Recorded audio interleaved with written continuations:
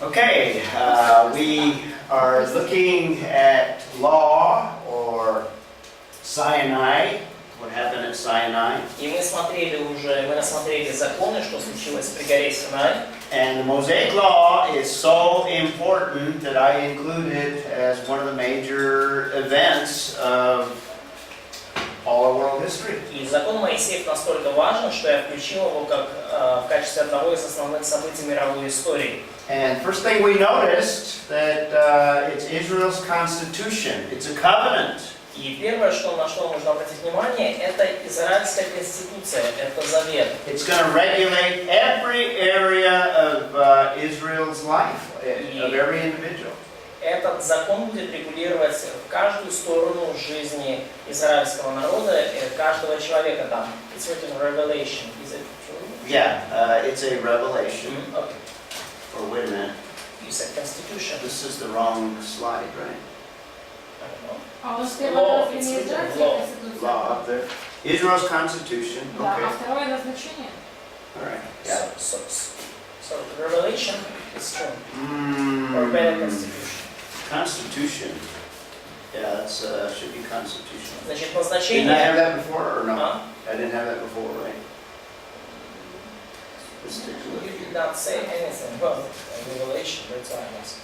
Yeah. What do we have here?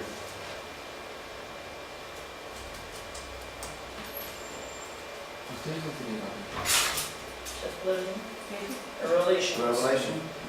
Okay. I need to change that. It's Israel's constitution. Ну, назначение, пометьте, израильская конституция.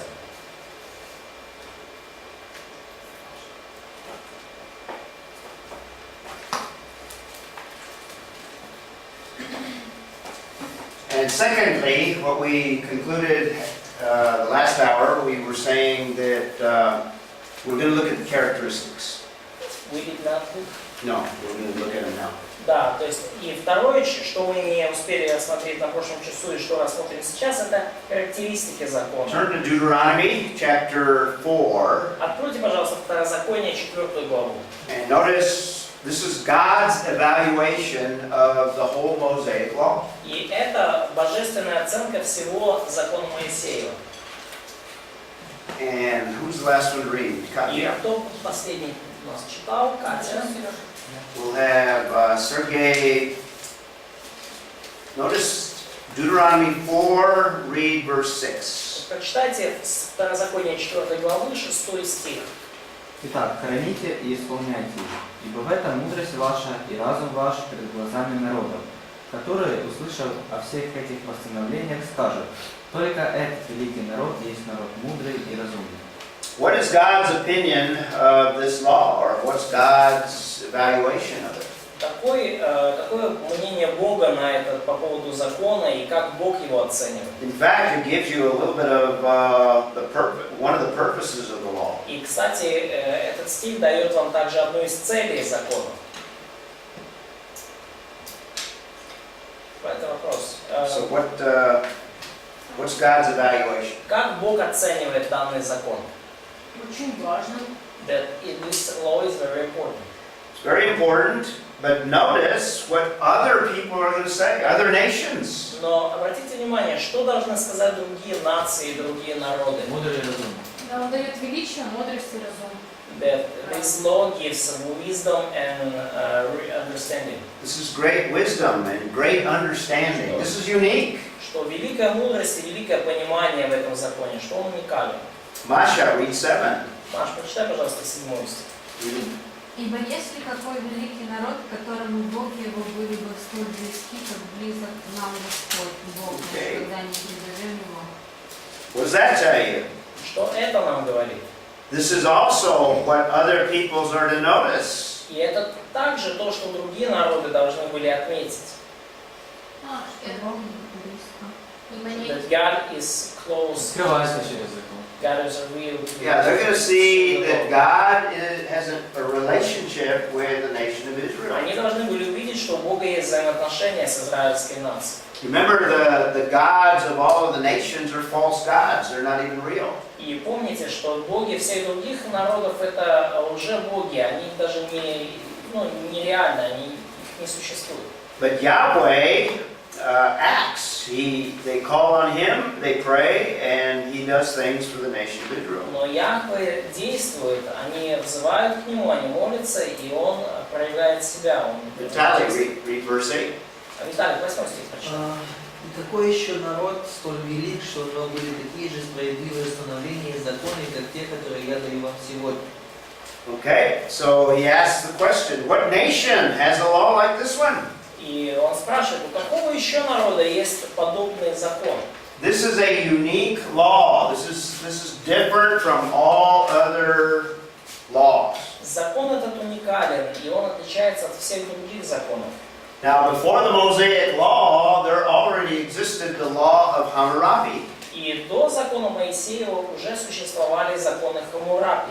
And there were other nations, obviously, that had their own laws and their own constitution. И, очевидно, были другие народы, у которых были свои законы и свои конституции. But what God is telling Moses to tell the children of Israel, Но что Бог говорит Моисею, чтобы тот передал сынам Израиля? their law is very different from all other Что их national laws. закон отличается радикально от всех других законов других наций. It reveals wisdom and it's going to reveal understanding. Этот закон открывает мудрость и понимание. We could summarize the essence of the law as it's God's absolutes. И мы можем суммировать суть этого закона как божественный абсолют. Let's take a look at some of the major characteristics of the law. И давайте посмотрим на некоторые основные характеристики этого закона. And we begin with the idea of absolutes. И мы начнем с идеи абсолютов.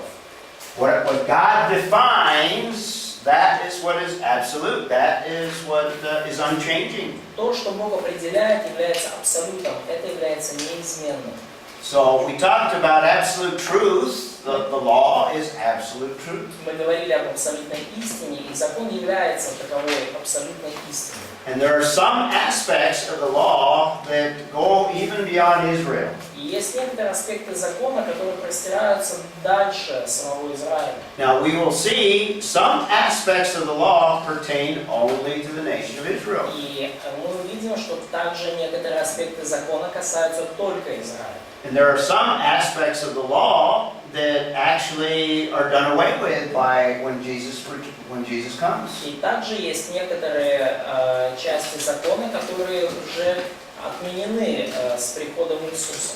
But at the heart of the law, there are absolutes that are unchanging and are applicable to any people, not just the Israelites. Но в сердце этого закона заложены абсолюты, которые неизменны и применимы к любому народу, не только к израильскому. And even though we're not under the Mosaic covenant, the church, you and I, И даже хотя мы с вами, как церковь, мы не находимся под заветом Моисеева. the Mosaic law is not legally binding because we are not under law. И закон к Моисееву некорректно, с юридической точки зрения, к нам применять, потому что мы не под ним. We're under grace. Мы под благодатью. But there are aspects of the law that are unchanging that are applicable to us as well. These are the absolutes. Некоторые аспекты закона, которые неизменны и применимы к нам также, и это абсолютно. And 9 of the 10 commandments are repeated in the New Testament. И 9 из 10 заповедей повторены в Новом Завете. Which one is not repeated? Какая Of the заповедь 10 commandments. не повторена из 10?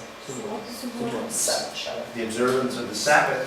And why is the Sabbath Соблюдение субботы. not repeated? И почему суббота не повторена? Это знак завета. Because it's a sign of covenant. It's the sign of the Mosaic covenant. Потому что это знак завета Моисеева. And that is for the nation of Israel. И вот это как раз таки для нации Израиля. So the first thing that we want to say is that much of the law deals with what God defines as absolutes. И первое, что мы хотим сказать, это то, что значительная часть закона связана с тем, что Бог определяет как абсолют. Another major characteristic is that the law is a covenant. Другая важная характеристика, что закон является заветом. In fact, it's the third one that we've looked at. И на самом деле это третий завет, который мы уже видим. We've seen the Noahic, Мы видели завет с Ноем, and we've seen the Abrahamic. мы видели завет с Авраамом, And now number 3, we're looking at the Mosaic Law. и теперь номер 3 мы видим закон Моисея. Or you might even call it the Mosaic Covenant. И мы его можем назвать также заветом Моисея. And by the way, И, кстати, these characteristics are very important. They might show up in some way on some exam somewhere. эти характеристики очень важны, и они могут совершенно случайно оказаться где-то на экзамене. Thirdly, very important, the law is conditional. И третье, очень важное, закон является условным. It's different from the other 2 covenants that we've looked at. И он отличается от тех двух предыдущих заветов, на которые мы смотрели. It demands obedience from those that are legally under the law. Закон требует повиновения от тех, кто юридически находится под этим So законом. the children of Israel were to do or perform the stipulations of the Mosaic covenant. И сыны Израиля должны были исполнять те обязательства, которые возложены были на них законом Моисеева. Fourthly, it's unique in that it is personal. И в-четвертых, закон уникален тем, что он личностный. It deals with issues of the heart. Он имеет дело с вопросами сердца, с проблемами сердца. In fact, a major aspect of the book of Deuteronomy И, кстати, да, важный аспект книги Второзакония is the whole aspect of a heart response, a circumcised heart. это вот весь этот аспект ответа сердца, вопрос обрезанного сердца. This is what makes the Mosaic law unique and different from all other laws. Это то, что отличает закон Моисеев от всех других законов. It's a relationship between God and children of Israel. Он подчеркивает взаимоотношения между Богом и сыновьями Израиля. It's a relationship that is personal. И это отношение, потому закон очень личностный. Now, in fact, all law codes can only regulate external behavior. И большинство, если не все кодексы законов, могут регулировать лишь внешнее поведение. But the Mosaic law includes things that men cannot evaluate, men cannot see. Но закон Моисея включает в себя вещи, которые человек не может оценить и даже увидеть их. Deals with heart attitudes. И он имеет дело с отношением сердца, с намерением сердца. And in the nation of Israel, it is God who enforces the law. И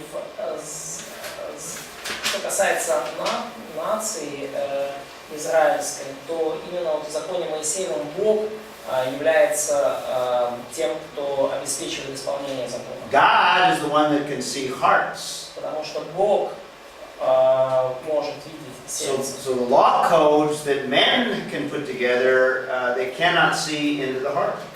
Поэтому те кодексы законов, которые люди могут составить, они не заглядывают глубоко в сердце. They can only administer things relating to external behavior. Они могут лишь, скажем так, управлять вещами, которые связаны с внешним поведением. So law codes like Hammurabi can administer laws like thou shalt not murder, which is one of the 10 commandments. Кодекс законов, например, как Хаммурапи, они, там были законы подобные, там, не убивай, да, и это похоже на 10 заповедей. Because that's an external behavior. И, конечно же, они могли там быть, потому что это внешнее поведение.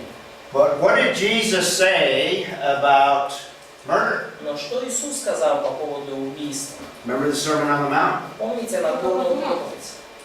Только подумай, уже убил. The thought about murder is also sin. He says anger. Да, он говорит, что гнев. In other words, the source of murder is the anger that comes out of a person's heart. И он, иными словами, говорит, что источником убийства является гнев, исходящий из сердца человека. In the first century, what the nation of Israel, the Jewish people did, Что делали евреи в первом столетии? is they turned the Mosaic law into only external aspects. Они так, скажем так, перекрутили закон Моисеев, что уделяли внимание лишь внешним аспектам. They made the law into things like murder is only when you kill somebody. Они превратили, они так толковали закон, что убийство это только если ты кого-то убил. And Jesus says the Mosaic law goes all the way to the source of murder, which is the heart.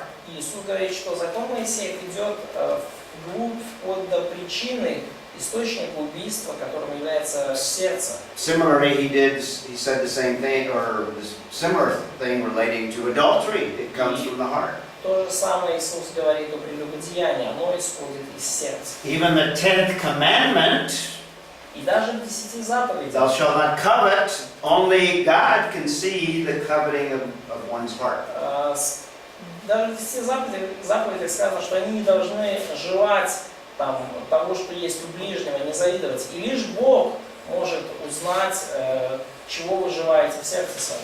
So it's very important characteristic of the Mosaic И law. это очень важная характеристика закона Моисея.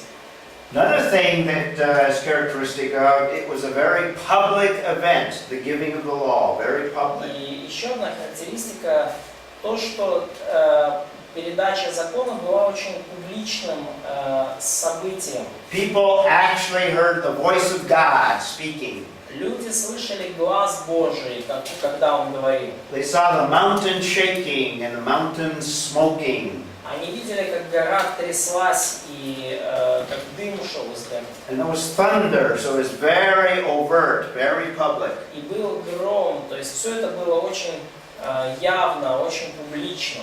It's a historical event. И это историческое событие. It's an event that is just as real as any event that we record in a history book. Это событие настолько же реальное, как и все те события, которых мы читаем в книгах по истории. If you had had a tape recorder or a video camera, if you had a video camera, Если бы у вас тогда был какой-то диктофон или видеокамера, it would have recorded a voice giving the Mosaic covenant, то the вы voice могли of бы God. записать голос Божий, когда Он давал закон Моисея.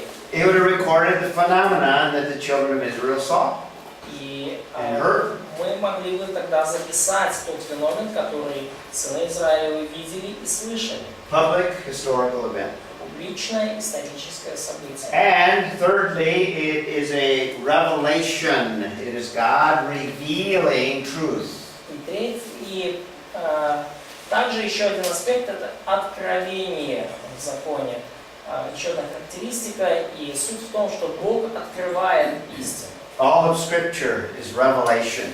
И все Писание является откровением. Something that man cannot produce, man cannot think up. Нечто, что человек не может произвести сам, он не может этого выдумать. All Scripture, including the Mosaic Law, has to come from revelation of God. Все Писание, включая закон Моисеев, пришло к нам через откровение Божие. So here you have 6 major characteristics of the Mosaic Law. И вот здесь мы видим 6 ключевых характеристик закона Моисея. And this just gives you kind of some visual pictures of what it looked like in that area. И просто несколько фотографий с того места из той области. They built a church on the top to Наверху commemorate the giving of the law. горы построили церковь, чтобы как-то отметить то, что здесь был дан закон. And a view of the Sinai Mountains from Jebel Musa. Ну вот и вид с горы Синай на Джебель Муса, другие горы. The third implication is the purpose of the law. И третий вывод из закона – это цель закона. So we've seen the characteristics. Let's quickly look at the purpose. Назначение закона. Когда была Конституция. Constitution вот there. Oh, that's Constitution? Мгм. Okay. Это цель. What's Цель this? закона, да? Constitution. Okay, this should be up here. Это должно было быть сверху. I need to change it. А внизу назначение откровения, да? So, Назначение yeah, откровения. and third point should be the purpose of the law, the revelation. Yes? This is purpose. Yeah, purpose. So this comes here. Ага, окей. Alright. So we go here. And So that'll work? Теперь Purpose, revelation. All right. цель, назначение закона – это откровение. I'll change that. Поменяем. So let's take a look at this Давайте purpose. посмотрим на вот эту цель. Okay. Number one, and the main purpose is to reveal who God is. Reveal the nature of God. Цель первая – открывать Божью природу, открывать, каков Бог. And the Mosaic Law tells us much about the nature of God. И закон Моисеев говорит нам многое о природе Бога. And the main thing that it tells us is God is a holy God. И основное, что он говорит нам о Боге, это то, что Бог свят. God is unapproachable. God cannot be approached by sinful man. Бога невозможно достигнуть, и особенно Бога не может достичь грешный человек. God is a righteous God. He's a just God. Бог праведный, и Он справедливый. So it's a revelation of God's nature. И это откровение Божьей природы. It's a revelation of His standards. In other words, what is right, what is wrong. И также откровение Его стандартов, иными словами, что правильно и что нет. So man has a divine perspective concerning right and wrong, morality, ethics. И у человека, таким образом, мы видим, есть божественный взгляд на то, что есть хорошо и что плохо. У него есть мораль. God's standards. И это божественный стандарт. And Paul tells us in Romans 7 and in other places that it reveals sin. И Павел говорит, и об этом в 7 главе Римлянам, что закон открывает нам грех. Paul says that he would not know what coveting was, except that the law reveals that he covets. И Павел говорит, что он бы и не знал, что такое зависть или желание чего-то, если бы закон не открыл ему, что это есть. So anything that goes against what God commands or anything that is against God's standards is sin. И потому все, что идет вразрез с Божьими повелениями и стандартами, является грехом. And the Mosaic Law gives many examples and many detail concerning what is right and what is wrong. И закон Моисеев дает много примеров и много деталей касательно того, что такое хорошо и что такое плохо. In particular, revealing what sin is all about. И в целом конкретно уже показывает вообще, чем является грех. Fourthly, the law instructs man concerning how he can have a relationship with God. В-четвертых, закон показывает человеку, как ему прийти во взаимоотношения с Богом. A large portion of the law is the sacrificial system. И значительная часть закона описывает систему жертвоприношений. The only way we approach a holy God is on the basis of how He has provided, the means that He has provided. Единственный способ прийти к Богу и приблизиться к Нему – это теми способами, теми средствами, которые Он сам обеспечил и предусмотрел. In the Old Testament, the way of approach is through the death of a substitute. В Ветхом Завете способ приблизиться к Богу это, то есть к Богу люди приближались через смерть заместительной жертвы. Just like we had the substitute of an animal in the Garden of Eden. Точно так же, как у нас была смерть заместительной жертвы в Эдемском саду. Now the law makes it very specific concerning specific sin and specific sacrifices. И теперь уже закон делает вот эту систему еще более конкретной, говоря о конкретных грехах, конкретных жертвах. So it gives the way that God has prescribed to approach Him and to have a relationship with Him. И таким образом закон показывает нам способ, как нам приблизиться к Богу и установить с Ним взаимоотношения. And by the way, most of the sacrificial system is to maintain fellowship. И, кстати, большая часть системы жертвоприношений, целью ее является поддержание таких взаимоотношений. Not for salvation. Поддержание общения с Богом, не для спасения. The analogy that we can use for salvation Аналогия, которую мы можем использовать со спасением, is the experience of the Exodus это вот опыт, который пережило поколение исхода. And the Passover sacrifice И вот эта жертва, которую они принесли при Пасхе. and the blood that was spread on the doorposts И кровь, которой были окроплены косяки дверей. that's the picture of Israel's salvation, national И salvation. вот это образ национального спасения Израиля. But at Sinai, we have people that have come out of the Exodus, Но в out of Синае Egypt. мы видим уже людей, которые вышли из Синая, вышли из Египта. We have a people that have been redeemed out of bondage. Там люди, которые уже были искуплены из плена. And now the Mosaic Law deals with how do you maintain a relationship before a holy God. И теперь закон Моисеев уже говорит о том, как поддерживать взаимоотношения со Святым Богом. So salvation, remember we've been emphasizing this, is illustrated by the flood, by Genesis 3. И мы уже подчеркивали это раньше, и говоря и о потопе, и о Бытие 3 главе. Спасение One way of salvation, приходит только одним путем. one time you experience salvation. Есть только один путь спасения, и спасение вы переживаете лишь однажды. But to maintain a relationship with God requires a continual action on the part of the believer. Но поддержание отношений с Богом требует постоянных усилий со стороны верующих. The analogy for the believer in the church age is 1 John 1:9. Аналогия для верующего в век церкви – это 1 Иоанна 1:9. We have trusted one time in Jesus Christ and have total forgiveness. Мы уверовали один раз в Иисуса Христа и получили полное прощение грехов. But as we sin and get out of fellowship, Но по мере того, как мы грешим и выпадаем из общения, God calls upon us to confess that sin and to let Him cleanse us of all sin. Бог обращается к нам, чтобы мы исповедовали наши грехи, чтобы Он очистил нас. That's to maintain a relationship. И это вот то, что мы подразумеваем под поддержанием взаимоотношений. Much of the Mosaic Law deals with maintaining a relationship with a holy God. И значительная часть закона Моисеева, она относится именно к поддержанию взаимоотношений со Святым Богом.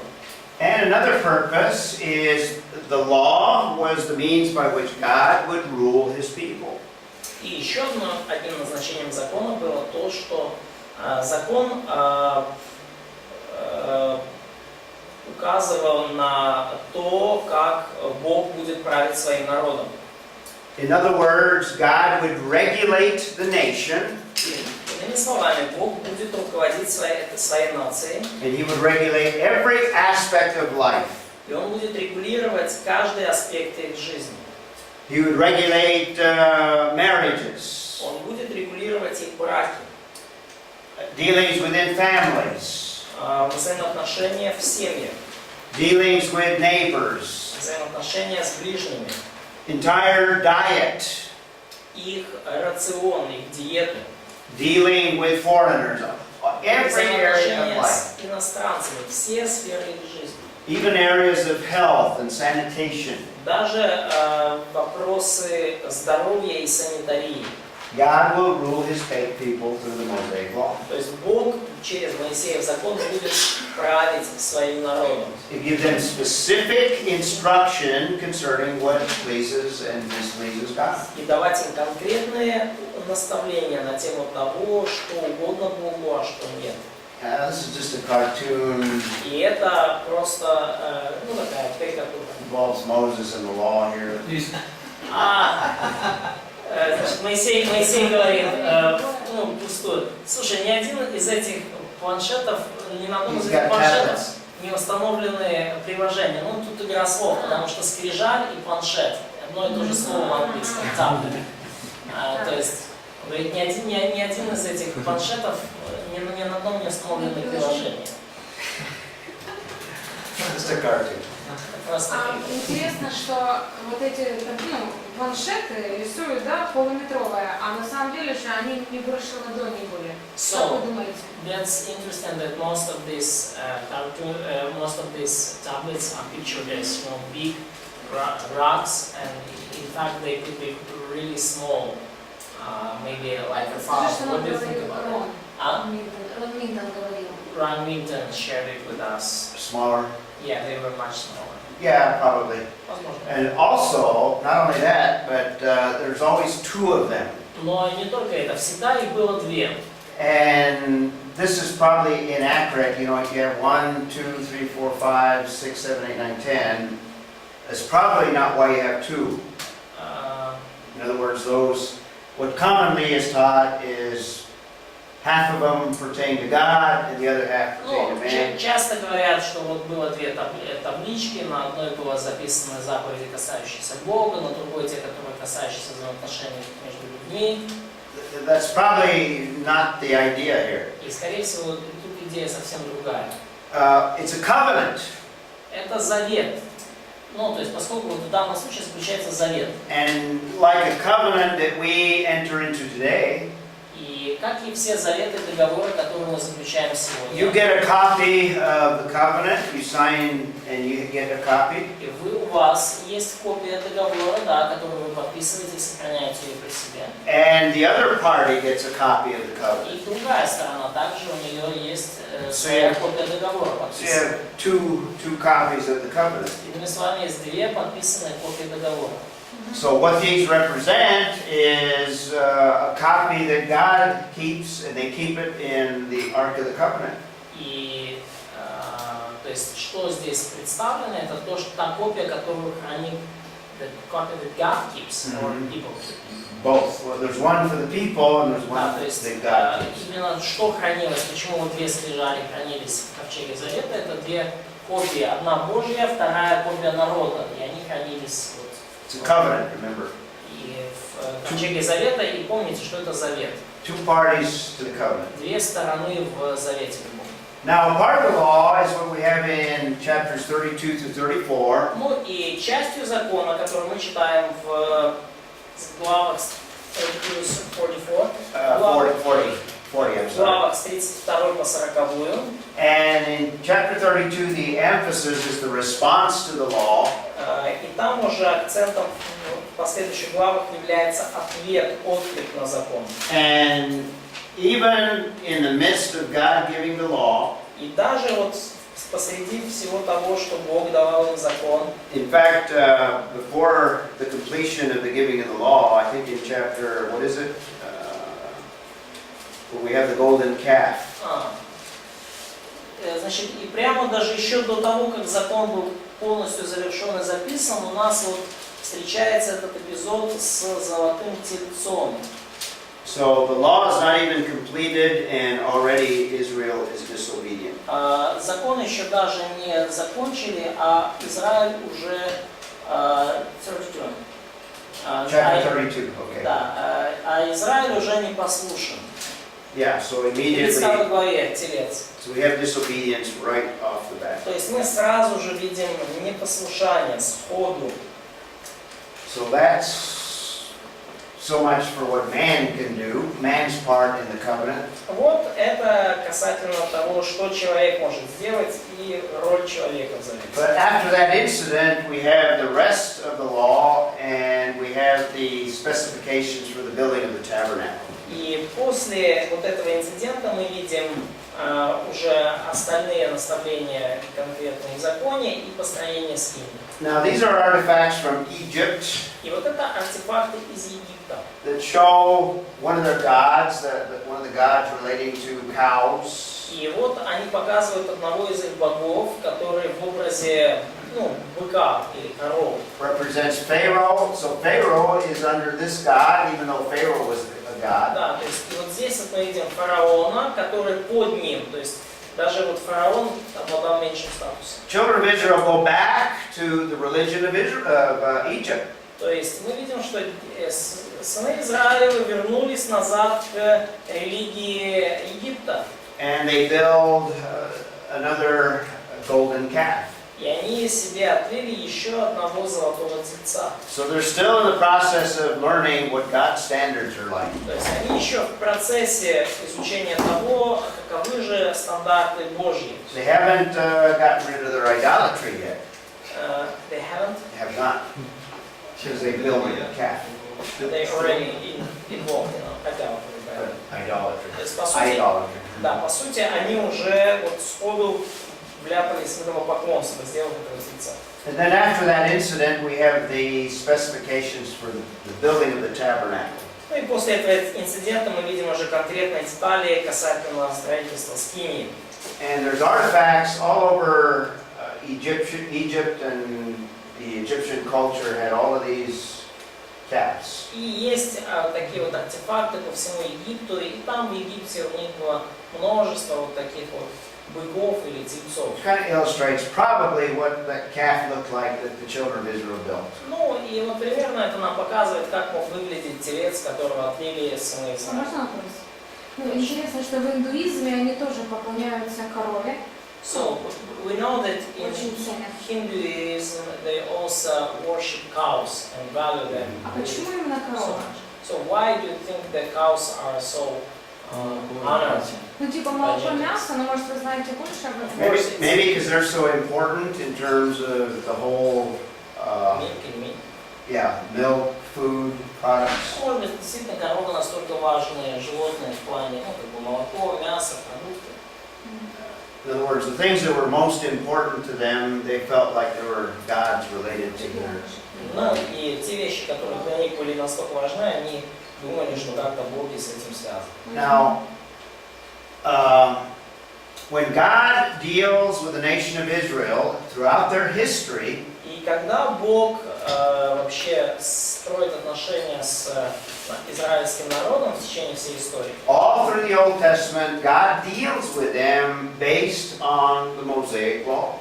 то на протяжении всей истории израильского народа Бог с ними обращается на основании закона Моисея.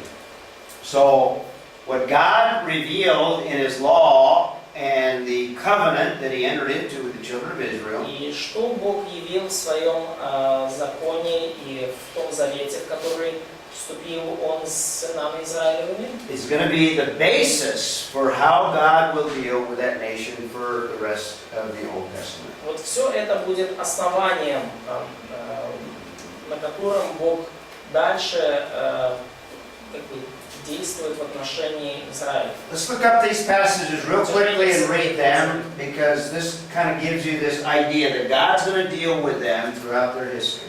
И вот давайте почитаем коротенький отрывок, где Бог предсказывает, как Он будет с ним обращаться на протяжении истории. Oksana, look up Deuteronomy 29.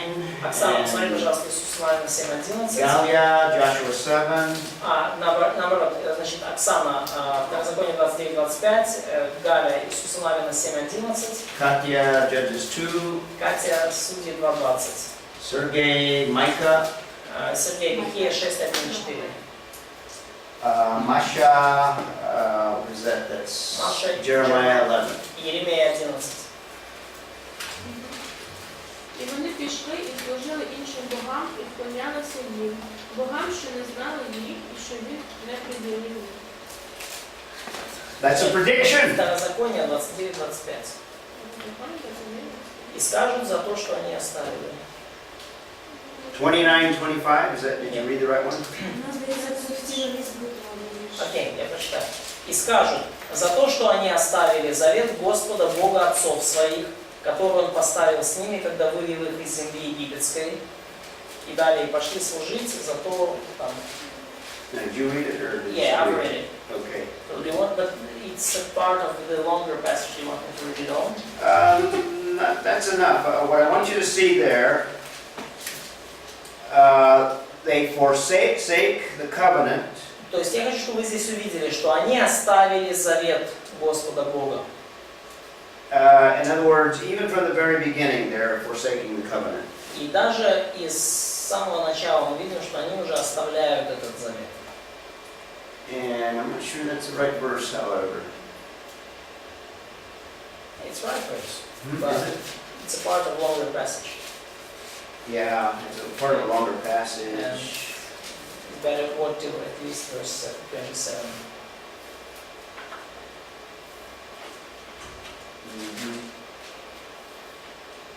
Yeah, read 29, Oksana.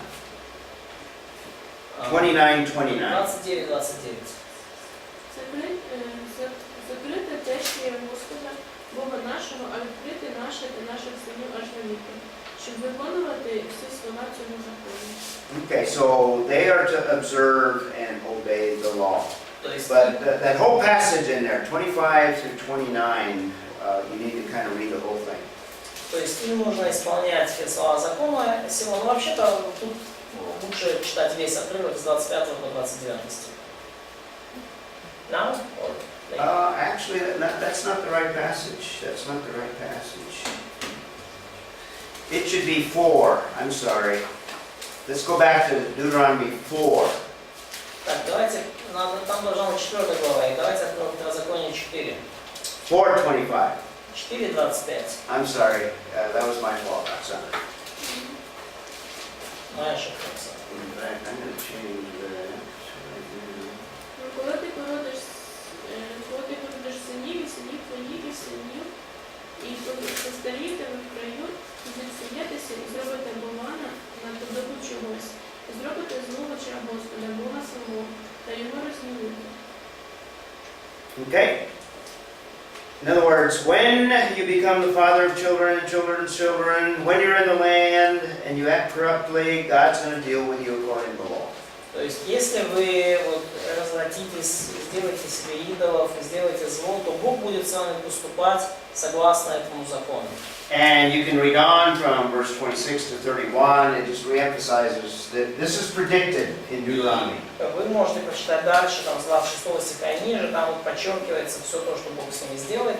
То есть все это уже предсказано в книге Второзакония. Now remember, Deuteronomy is given after the wilderness, after 40 years. И помните, что книга Второзакония дана уже после 40 лет пустыни. The book of Exodus, the events take place before the 40-year wilderness experience. События книги Исход — это события до 40-летнего блуждания по пустыне. So in Exodus, we have the law given to that generation that left Egypt. И в Исходе мы видим, что закон дан поколению, которое покинуло Египет. And now God re-gives the law to the second generation. И теперь Бог дает закон повторно уже второму поколению. The generation that survived the wilderness. Поколению, которое выжило в пустыне. Remember, God said that first generation would die in the wilderness. Вы помните, что Бог сказал, первое поколение умрет все в пустыне. So the second giving of the law, this is 40 years later, preparing them to enter the land, the conquest. И вторая передача закона, это уже книга Второзакония, и это готовит их к завоеванию земли. And what God is saying is when you enter the land, this is in the future, И что Бог говорит, когда вы войдете в землю, это будет в будущем, He's going to deal with them based on the Mosaic law. то я буду с вами поступать согласно закону Моисея. And notice what it says during the conquest И in chapter обратите 7, внимание, verse 11. что сказано во время завоевания в 7 главе 11 стихе Иисуса Навина. This is at Ai, and notice they violate, and what happens? God deals with them based on the law. И это происходит при Гае, и они нарушили закон, и обратите внимание, что Бог поступает с ними согласно закону. Dalia, do you want to read 7:11? Далее, прочитай, пожалуйста, Иисус Навин 7:11. Ізраїль згрішив, і вони переступили мимо заповіта, що я наказав їм. І взяли заклятого, а також крали і обманювали, і клали поміж свої речі. Okay, notice they have transgressed my covenant. Обратите внимание, да, они приступили завет мой. God's evaluating them based on the Mosaic covenant. То есть Бог оценивает их на основании завета Моисея.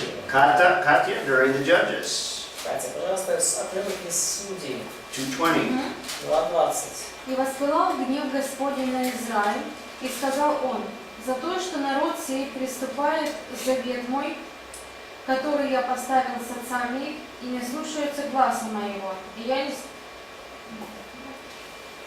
Okay, that's good. Why? Because they have transgressed the covenant. Почему там последствия дальше негативные? Потому что они приступили завет мой. Much later, under the prophets, we have Micah 6, 1 through 4. И уже намного позже мы видим пророка Михеи. Вот, Михея 6 глава, 1-4 стих. Sergey, just read the first 3 verses. Сергей, прочитай, пожалуйста, первые 3 стиха. Слушайте, говорит Господь, сам судись перед горами, и холмы да слышат голос твой. Слушайте горы, суд Господень, и вы, твердая основа земли, ибо у Господа суд с народом своим, и с Израилем он состязуется. Народ мой, что сделал я тебе и чем отягощал тебя? Отвечай мне. In that verse, what we have is God has a lawsuit or a case against Israel. И в этом отрывке мы видим, что у Бога суд, у Бога тяжба с Израилем. The Hebrew word is reeve. И еврейское слово «рив». Let's see. Yeah, reeve. Hebrew word reeve. Еврейское слово. It has the idea of a lawsuit or a case, a legal case. Оно подчеркивает эту идею суда, судебного разбирательства. It's something that a lawyer would bring into court and present a case before a judge.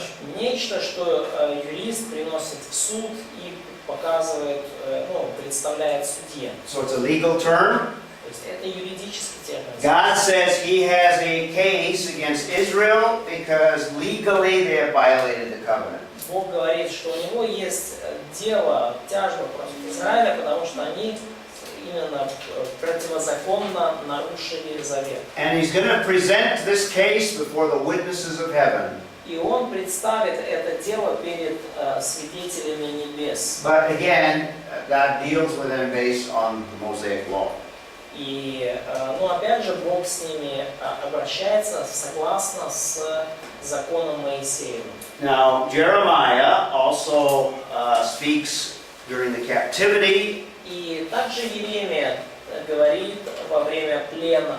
Masha, read verses 2 and 3, chapter Маша, читай, 11. пожалуйста, стихи 2 и 3, 11 главы. Слушайте слова завета всего, и скажите мужам Иуды и жителям Иерусалима, и скажи им, так говорит Господь Бог Израиль, проклят человек, который не послушает слов завета всего. Okay, so he is saying that, in fact, he's reading the covenant, И, о чем words of говорит? the covenant. Что вот он здесь читает слова завета здесь. So even in captivity, they are to be regulated by the Mosaic covenant. И даже в плену их жизнь регулируется заветом Моисеева. So the final implication that we'll look at, И последний вывод из закона, который мы рассмотрим, we need to comment that in the New Testament, how does Messiah deal with the law? We have messianic fulfillment. и нам нужно прокомментировать то, каким образом в Новом Завете Мессия обращался с законом. Now, Нужно видеть мессианское исполнение этого закона. There are different aspects of the law. I И didn't have time to lay them out. в законе различные аспекты. And Messiah fulfilled all of the aspects of the law. И Мессия исполнил все аспекты закона. He fulfilled all of the law that required obedience of individuals. Он исполнил все законы, которые касались именно послушания конкретному человеку.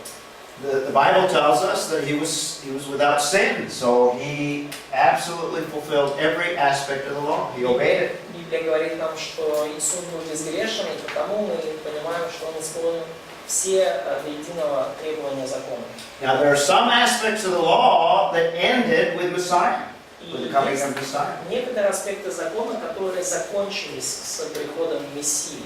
For example, he fulfilled the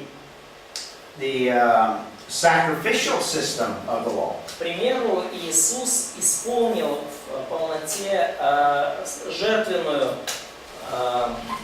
Ну, то есть с приходом Мессии закончилось действие закона израильского жертвоприношения. In the church, we no longer offer animal В sacrifices церкви мы больше не приносим жертву животных. because Jesus fulfilled the ultimate purpose of all animal sacrifice. Поскольку Иисус исполнил конечную цель всех животных жертвоприношений. Jesus provided the sacrifice that made access to a holy God possible. Иисус обеспечил жертву, которая делает возможным доступ к святому Богу. The New Testament, 1 Corinthians says that He is our Passover lamb. Новый Завет в 1 Коринфянам говорит, что Он является нашим закланным пасхальным агнцем. But His death was also the means by which we maintain a relationship with a holy God. Но Его смерть также была средством, через которое мы поддерживаем отношения со святым Богом. So the sacrificial system is no longer applicable because Jesus fulfilled it. И потому система жертвоприношений больше не применима, поскольку у нас уже есть жертва Христа. That's why we are no longer under law, but under grace. И вот почему мы уже не под законом, но под благодатью. And even Jews today cannot offer sacrifices. И даже евреи сегодня, они не могут приносить жертву. Why not? Почему? Храмы. They don't have temple. They don't have a temple. God destroyed the temple in 70 AD. Бог уничтожил храм в 70-м году. And also because there's no need for the sacrifices. Ну и опять же, потому что теперь нет нужды в жертвах. Messiah fulfilled the purpose of the sacrificial system. Мессия исполнил цель вот этой системы жертвоприношения. And there are other aspects of the Mosaic law that Jesus fulfilled that made us no longer under the law. И есть другие аспекты закона Моисеева, которые Иисус исполнил, и благодаря которым мы уже не под законом. So the law no longer is in effect. The Mosaic law, it's no longer in effect. И вот теперь уже мы видим, что закон больше не действует. In the Sermon on the Mount, what Jesus also did is He fulfilled the law. He says, I came to fulfill the law. И что также делает в Нагорной проповеди Иисус в Евангелии от Матфея, это то, что он говорит, что я пришел исполнить закон. This is Matthew chapter 5.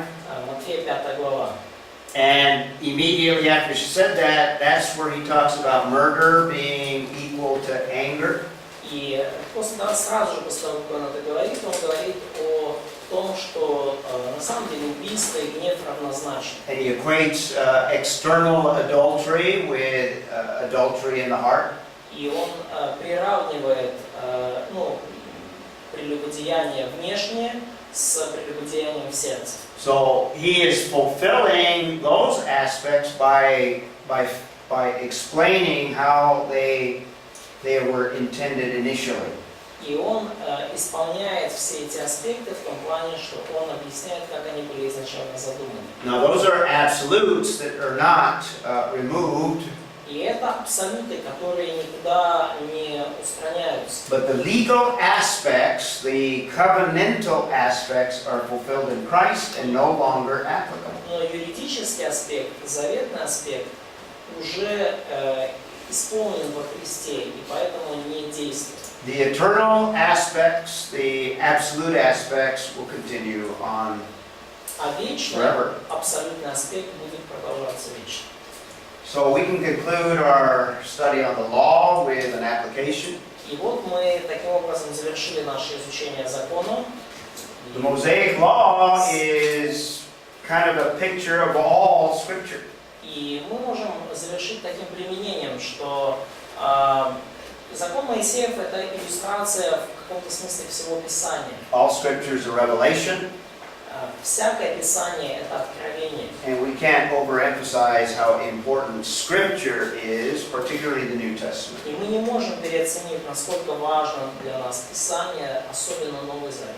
Let's go ahead and take our lunch break, and after lunch we'll look at the next major event. Давайте пойдем и на обед, и после обеда вернемся и поговорим об еще одном важном событии.